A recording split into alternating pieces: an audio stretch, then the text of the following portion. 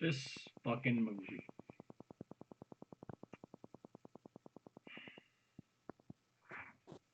So to prepare for this, I watched all of the Halloween movies over the last week and a half, something like that, just so I could get my bearings back, get everything back to being very fresh in my mind.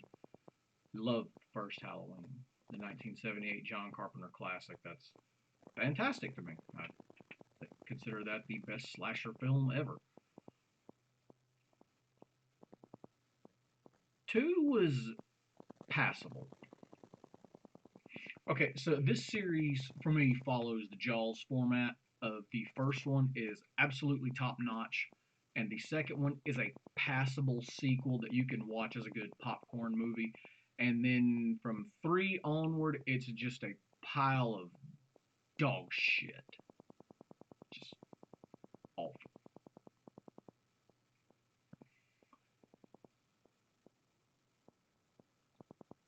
But in 2018, when they came out and they rebooted the series, and they basically retconned everything. So everything that happened post Halloween 1 didn't happen.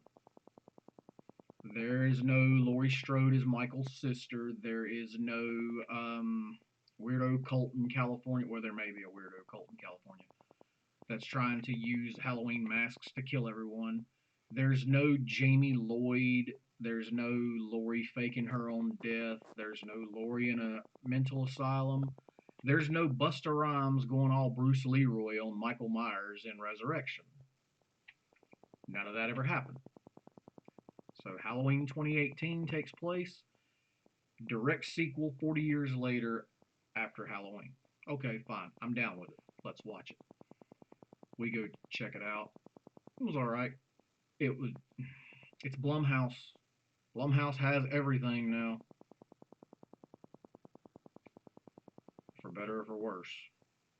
So I watched this Halloween Kills the other day when it drops, and I'm enjoying it. I'm talking to my best friend while I'm enjoying it, and he is a lot more critical than I am, and very very set in his ways. But I'm watching it and I'm having a good time for 90 minutes, and then 10 minutes of utter silliness, and then finally the final 5 minutes of just end, please. I'm not going to do too much spoilers on the actual film itself, but this is going to severely spoil the ending of the movie. So if you haven't seen it, click off right now. We accept things as horror movies. We accept that Freddy Krueger is very violent and very dangerous and has these powers because he's in a dream world. We understand that the things he does are within the confines of our mind and our subconscious. So, yes, he can show up in the very first scene ever and have his arms spread out, Stretch Armstrong style. We understand that he can make a room spin on its axis. We understand that he can pull Captain Jack Sparrow down into a waterbed and just make a fountain of blood spurt up. It's all dreams. It's where Freddy's power is. The Friday the 13th is another series that kind of pops in with this slasher stuff. And thank you, Scream, for letting everyone know that even if you haven't seen Friday the 13th, that Jason's mom is in fact the killer in the first one. Yeah. Spoiler alert for a 40-year-old movie. But 2 and 3 and 4, Jason is still a man. He's a big hulking man, but a man nonetheless. Each of these movies has, for the time being, the final girl. She wins. That's just how it is, and that's okay. That's awesome. That's been the way it's been ever since I was a kid. One of my favorite ones was Alice from the Nightmare on Elm Street movies that actually got to be in multiple Nightmare on Elm Street movies, and that's something that never really happened. Usually, the final girl was a one-off. Jason, however, different final girls for the first three movies. First, on the fourth movie, they introduced the character of Tommy Jarvis, and Tommy Jarvis, played by Corey Feldman. Friday the 13th Part 4 is not a good movie, but it's one that you can watch and enjoy. It's not going to win any awards. Let's put it that way. It's a slasher film. But at the end of that movie, Tommy Jarvis comes down the stairs in the basement, and the big climactic fight has Jason losing in a very definitive fashion, and a machete just sawing through his face. So Jason Voorhees is now dead. He's gone. Friday the 13th Part 5 happens, and it's a copycat killer. Jason Voorhees himself is dead. When Part 6 rolls around, Tommy Jarvis is back, and he's been aged up, and he goes to the graveyard to send Jason to hell. He's done with this, and he's traumatized by the events of his past. And he was going to burn Jason, so he opens the grave, opens the casket, pours gasoline in there, and then just his PTSD kicks in, and he just goes and breaks a metal piece off of a fence and starts beating the wheels off of Jason's corpse. And then in one final moment of just furious anger, just stabs Jason in the heart with it. As really, really bad horror movie luck would go, lightning strikes that pole, and because movie, Jason revives, and now Jason Voorhees is this big, giant, undead, hulking zombie. So, from 6 to 7 to 8 to Jason Goes to Hell to Jason X, and everything after that, Jason Voorhees is a supernatural being. He is a big, giant, undead, hulking zombie. So now we understand that he can grab somebody's arm and rip the motherfucker clean off and beat him to death with it. I tell you, all of that to bring to the point of Michael Myers in Halloween Kills. When the trailer comes out a few weeks back, I'm legit excited to see it. I wanted to see how they transpired, because one thing I've always loved in my horror movies, and movies in general, are ordinary people thrown into extraordinary circumstances. And these killers, these slashers, they always seem to, divide and conquer, pick apart one at a time and stuff like that. And I always thought, what would happen if everyone just got together and united to fight these guys? I think it's going to happen here in Halloween Kills. And Tommy Doyle, who is played by Anthony Michael Hall in this one, he organizes basically a lynch mob. And, paranoia is great. Chaos is great. You get to see hilarious things in that. Like, if you go back and watch the original Jaws, when the two little kids are playing the prank on everyone on the beach and they're dressed as a shark, there's this great moment where this guy he's turns around and he's got the camera right in his face, so it's zoomed in on his face, and he just gets this look of sheer terror on his face. This is an adult man, and he spins around and just plows over these little kids on some little floaties out in the ocean. And then you just get to see a woman holding a baby, screaming, and just pure chaos. People running to get out of the water to get onto the beach because of the shark. To me, that's pretty funny. Chaos is great in these movies because panic. People are self-preservation is their number one thing. So with this thing that happens in the hospital in Halloween Kills, it's basically a panicky lynch mob bent on violence. They want payback for the 40 years of terror that Michael Myers has caused this town. Mind you, Michael Myers has been imprisoned, in Smith Grove Sanatorium for 40 years, so none of the events of the other movies have happened. But this town is still reeling from the babysitters that were killed 40 years ago, back in Halloween 1. So Tommy Doyle organizes his lynch mob, and there's this great part at the end of the movie where Michael is about to kill Allison, which is Laurie Strode's granddaughter. Michael is about to kill her. It's the part where you see in the trailer where she's just do it, just just begging him to do it. Like calling his bluff. What we don't know is that in that trailer, because obviously they're not going to show that in the trailer, is that she's alluding to her mom behind her who has a pitchfork and just stabs Michael in the back. Well, now Michael is going after Karen because she pulls his mask off. Sorry. She pulls his mask off and runs out into the street. Michael gives chase. She runs through the town that is at this point almost completely deserted on Halloween night. Everyone's in their house, everyone's scared. She runs through some alleyways and everything, and Michael is, of course, just stalking her because that's what Michael does. Well, he gets to her, and Karen sits the mask down and walks away. As Michael goes to pick up his mask, he bends down, and some headlights come on, and then more headlights come on. So now we've got this full on Lionheart style scene where there's about to be a street fight in the middle of a bunch of cars.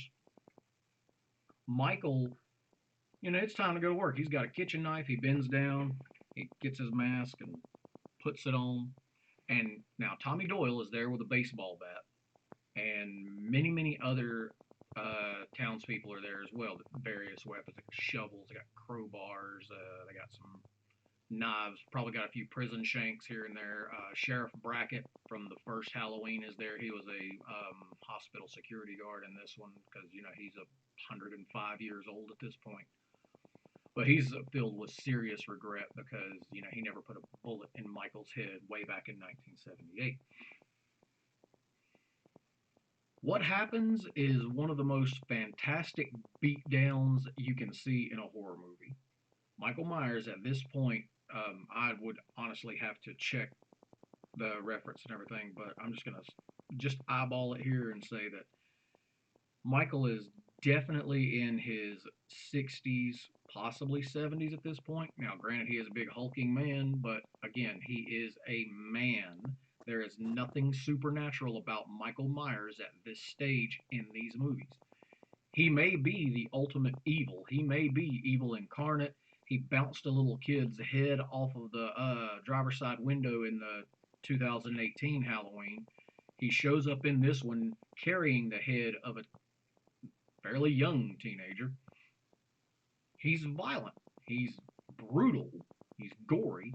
He's human. They go to great lengths. Michael Myers, there's no supernatural nonsense in this movie, in this reboot. Even in the first Halloween, we have to suspend a certain amount of disbelief, but it's horror movies, it's slasher movies. We just accept that. It is sort of semi-conceivable that he could take the shots that Loomis unloaded on him. I shot him 6 times, even though it was like 7 or 8 or 50. It doesn't matter. Movie magic with reload is just always hilarious. And Michael falls off the second story of the Strode household, or Myers household, excuse me. Um,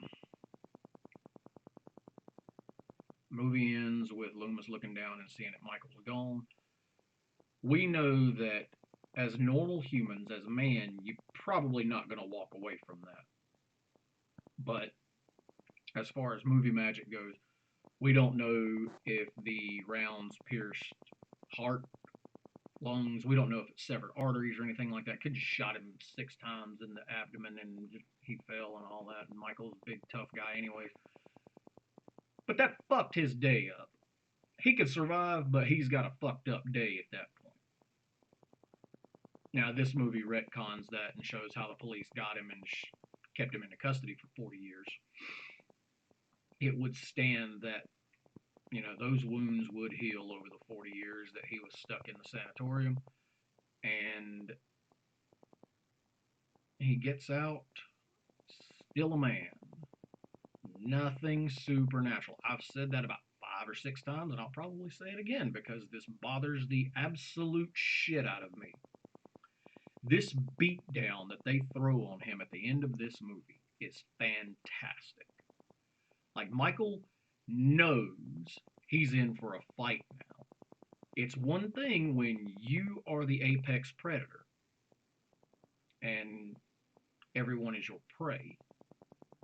This go around, it's a lynch mob with weapons circling a character who has a weapon.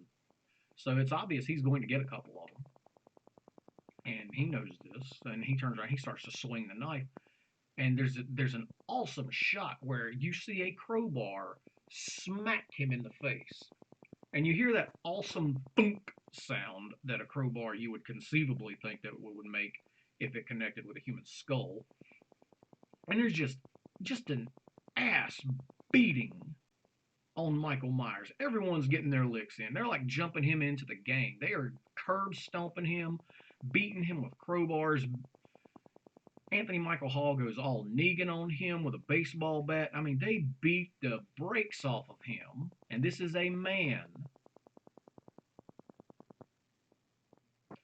Karen, which is Laurie's daughter, she stays for this entire thing. And Anthony Michael Hall tells her that, we got this. You can go see about your daughter. Allison, who is still, bleeding 3 or 4 blocks over in the Myers household. Karen decides that, Michael has terrorized her family long enough. She gets said butcher knife and just right down in the back of Michael's, in between his shoulder blades.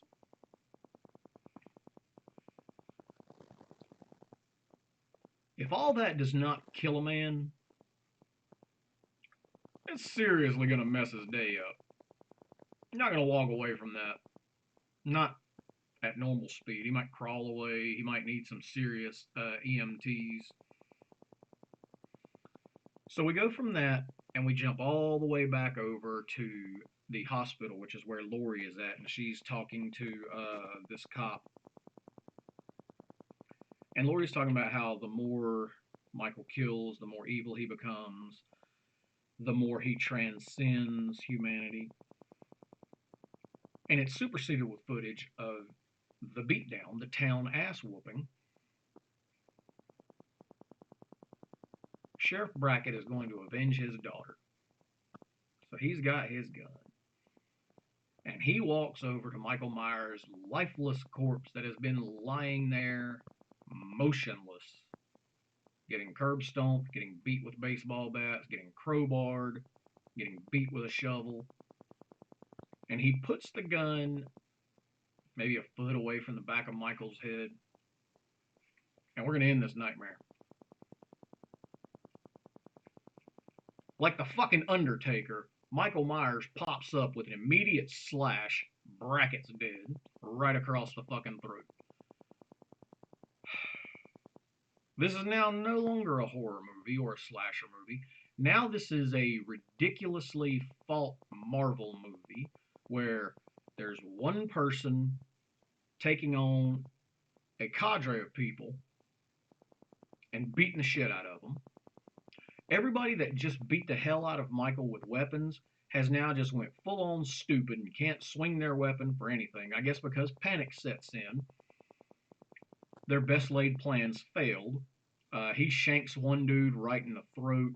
He gets somebody else, he cuts their Achilles. It's brutal. It's really bad. And they've built Tommy up, Tommy Doyle, they've built his character up to be this, of course he's not superhuman, he's just a guy. He's just a guy bent on vengeance for what happened on that babysitter night 40 years ago. They have him be the final victim. Michael, of course, kills him, and then Michael goes full on Negan with the baseball bat and just. And that's it. Michael Myers withstood every single bit of that and got up immediately to kill everyone.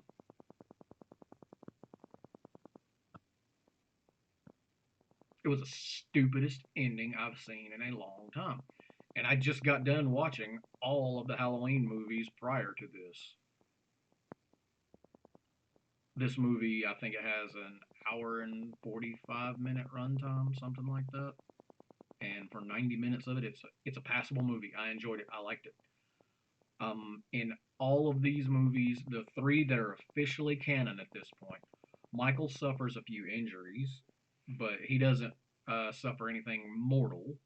You know, nothing that's going to completely flat out kill him.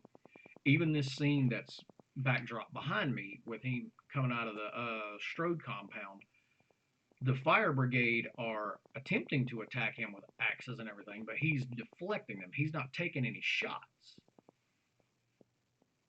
He takes a few knife wounds here and there throughout the series. The three that count now that are official canon, but nothing that would kill someone. It doesn't matter how evil Michael is. That beatdown that he suffered, you know, it should have had a little bit more of an effect than what it did. It's like all of a sudden he just got his second win and popped up and just killed everybody. And it dawned on me that this movie would have been fine if that's how they ended it, you know, without Michael, you know, Undertaker and back up, you know, them beating Michael to death, killing him, and them taking the town back and overcoming their fear and all that. It dawned on me that that should have been the finale of the third movie. Because as I was wrapping my head around this, it dawned on me that when Jamie Lee Curtis announced she was doing this, when they said they were going to revive the Halloween franchise in 2018, they signed her on for a trilogy. So we know how trilogies work. The second movie is always going to, again, Scream showed us this: bigger body count, more gore, more violence. But there's no definitive ending here. At least in the 2018 remake, there was an ending there. There was Michael being set on fire, well, inside the compound and being set on fire as the Strodes rode away.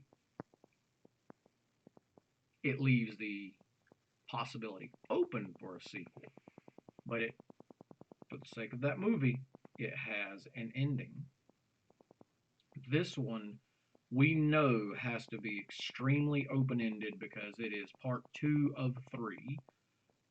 So the town getting together and killing Michael would be pretty awesome if it were the finale of the trilogy, the third thing. But now we have this sandwiched in where not only did Michael pop back up and kill all 45 townspeople that had him encircled 5 minutes prior, Karen is back in the house with Allison and the EMTs, and I guess she just wants to go upstairs and look out the window that Michael Myers was looking out on those on the night that he killed Judith and the boyfriend.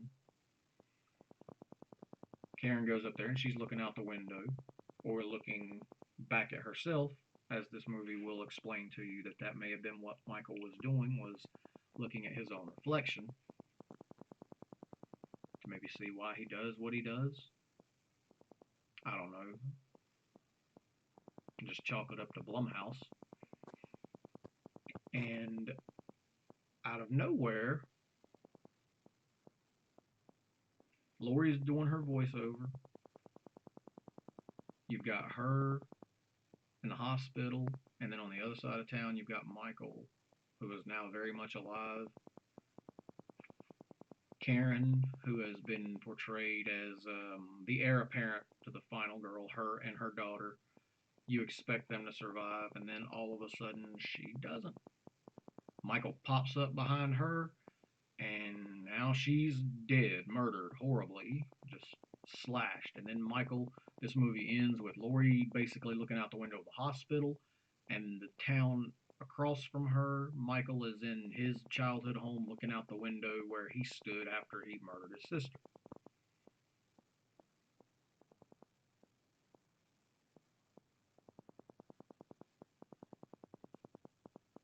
90 minutes of good, 10 minutes of bad, 5 minutes of ridiculousness. Setting up the third movie, which will come out, what, 2 years from now, probably 2023. For a character like Michael Myers to be grounded in as real as it can be, again, no dream attacks, no undead hulking zombie, no pinhead, no creature from hell or anything like that. Nothing supernatural about this character. For him to survive that ass beating was just ridiculous to me. And even if he did have to pop up like Undertaker, he could, show some signs of it. Let him be a little groggy when he gets up, and he's still a big hulking man. He can just kill these people. If you're gonna do it that way, don't let him pop up like he's just full on of adrenaline and just very easily and systematically destroys them, because now you open yourself to how the fuck are they gonna kill him in the third one? Will they kill him in the third one? Now you can't have a definitive ending to any movie. Everything has to franchise everything. Everyone wants to leave the possibility opening for a sequel. So at this point, we don't even know if they're going to kill him in the third one. Hell, Michael might finally realize his 40-year-old dream and kill Laurie Strode. So that's it. That's my review of the stupidity of Halloween Kills. Like I said, I'm not going to go in depth with the what happens in the movie and breaking that all apart. This was just something that I wanted to just rage about a little bit. If you think I'm wrong, if you think I've got it way off base, feel free to tell me. I can take criticism. It's not going to bother me. It's not going to hurt my feelings. But maybe some of you will see things the same way that I do. Maybe not. Thanks for watching.